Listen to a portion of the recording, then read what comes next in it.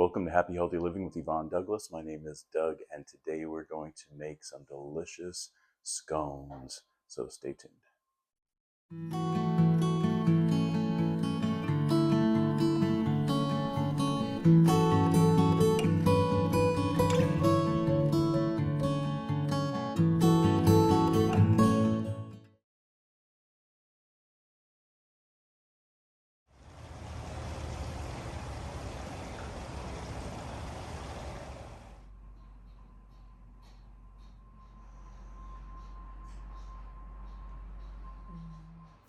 So when I woke up this morning, I thought, you know what? It's a cold winter's day, so I think I'm going to make some cranberry-orange scones. And with a delicious cup of coffee, nothing could be better. Okay, the ingredients you're going to need are 2 cups of all-purpose flour, 1/3 cup of granulated sugar, 1 tablespoon of baking powder, half teaspoon of salt. You're going to need 1 large bowl plus a couple of whisks. We're going to be using 1 stick of butter. That's a half cup of unsalted butter. And then we have dried cranberries. You're going to be needing a half cup of dried cranberries.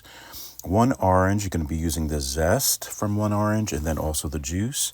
We're going to be using 2/3 cup of heavy whipping cream, 1 teaspoon vanilla extract, small bowl to put the wet ingredients in. Plus we have a biscuit cutter here that's 2.5 inches in diameter, pastry cutter, and then we're using powdered sugar for the glaze, 1 cup. And then we have a board to roll out our dough in and some flour. And then we also have 2 baking sheets. And those are the ingredients and supplies to make our delicious scones. So the first thing we're going to do is going to put all our dry ingredients into the large bowl, and I'm using a rubber whisk just to mix all the dry ingredients. That was the flour, the sugar, the baking powder, and the salt. Putting that in that large bowl and just whisking it up, blending it very nicely. Next, I'm using my OXO zester there. We're getting the zest of that 1 orange. It's very important to remember that we're going to leave just a little bit of that zest on the side for the glaze later on. But you want to make sure you get all that yummy zest of that orange. And as you can see, I placed it in the bowl. That's pretty much how much you get from that 1 orange. And then we're going to cut the orange in half. I have 2 orange juicers here to get the juice from the orange. This one here, sometimes I like to use this one. This one works fine. It holds the seeds, make sure the seeds don't go in.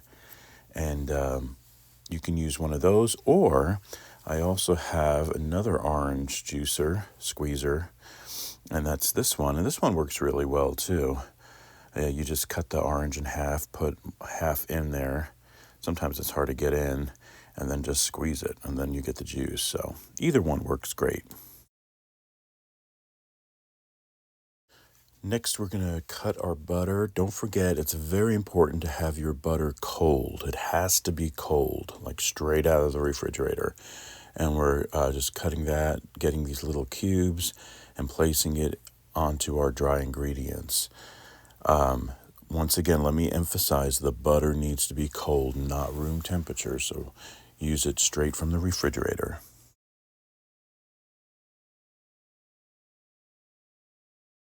Next, make sure you preheat your oven to 400 degrees.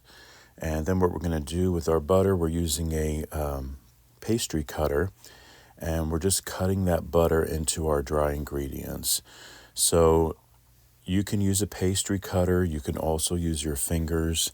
I like actually using both. At first, I use the pastry cutter just to get that butter into the dry ingredients. But then what I do halfway through is I start using my hands and my fingers. And you're just basically squeezing the butter into the flour. You don't want to overwork the dough, but you're just going to squeeze it and pinch it. I use a pinching method, where as you can see, I'm just like squeezing it, pinching it into the dry ingredients.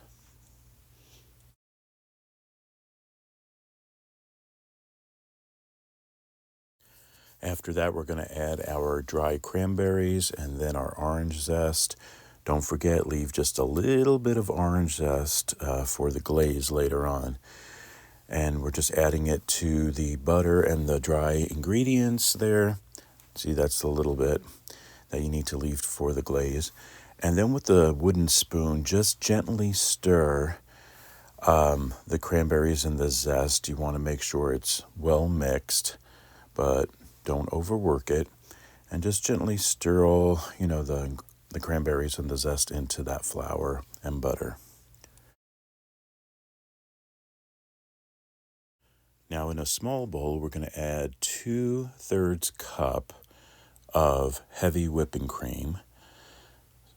And then we're going to also add 1 teaspoon of vanilla extract. And we're going to actually combine these two. I'm using a whisk. I'm going to be using a whisk here. And we're just going to stir that together. And we are going to be incorporating the wet into the dry. So what I like to do is I make sort of like a little well in the bowl. And I'm adding the wet ingredients right in the middle. You want to make sure you get all that heavy whipping cream and vanilla extract. So you scoop it out really well. And then what we're going to do with just a wooden spoon is you're just going to gently mix it. You don't want to overwork the dough. So notice I'm just gently pushing it back and forth, mixing it together, but very gently.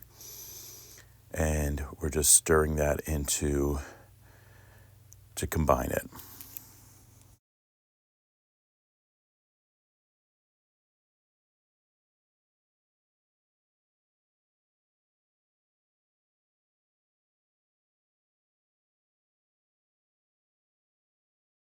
Next, on a floured surface, you want to make sure it's floured. I put a little flour off to the side and make sure it's nicely floured. And then we're going to get the dough. And look how crumbly it is. That's okay. Don't get scared about that. It's supposed to be crumbly like that. And then we're putting it onto the board there. Now watch, I'm going to start forming it into a circle. And we are going to leave it about 3/4 thick. 3/4 of an inch thick. So just pat it with the palm of your hand. That's all you have to do. And make sure that the sides are around 3/4 of an inch thick.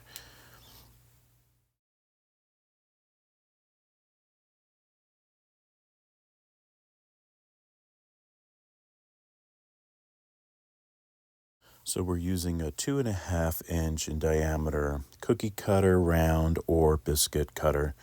And we're going to start to cut out our scones.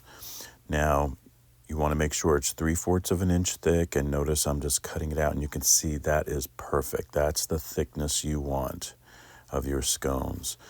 And this actually makes around 9 to 10 scones with this biscuit cutter. And yeah, that's really all it is. Next, we're going to use a little cream to brush our scones, and we're just brushing the top with just a little cream. And why are we doing this? This is just going to add the color, a nice golden brown. You don't want it too dark, of course, but just a light golden brown color. That's what the cream is going to do.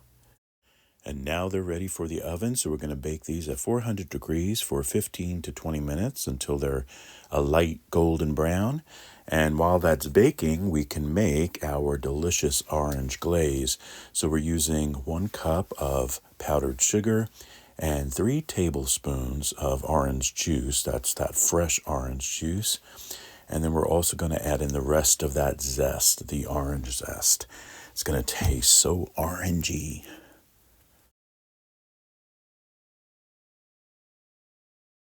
And notice I'm using just a whisk here to blend it together. You just want to stir it, and you want it kind of, you don't want it too thick. So I'm going to show you the consistency right here, how your glaze should be. It should be a little drippy. Not too drippy, just a little bit, just like that. That's a really good glaze. So it's been 19 minutes and they're out of the oven. You can see they're a very light golden brown. That's exactly what they should look like. And you want to let them sit for a few minutes before you add the glaze.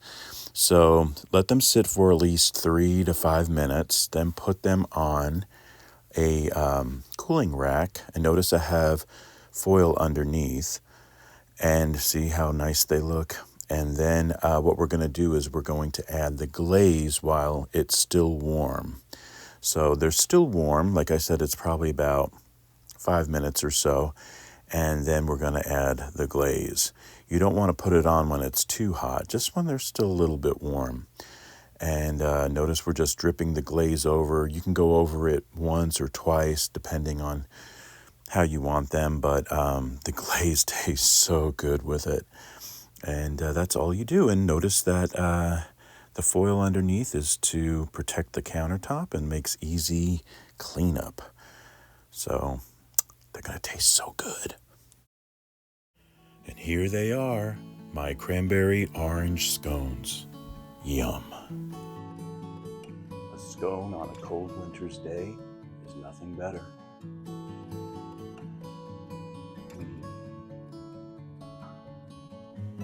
Good cup of coffee.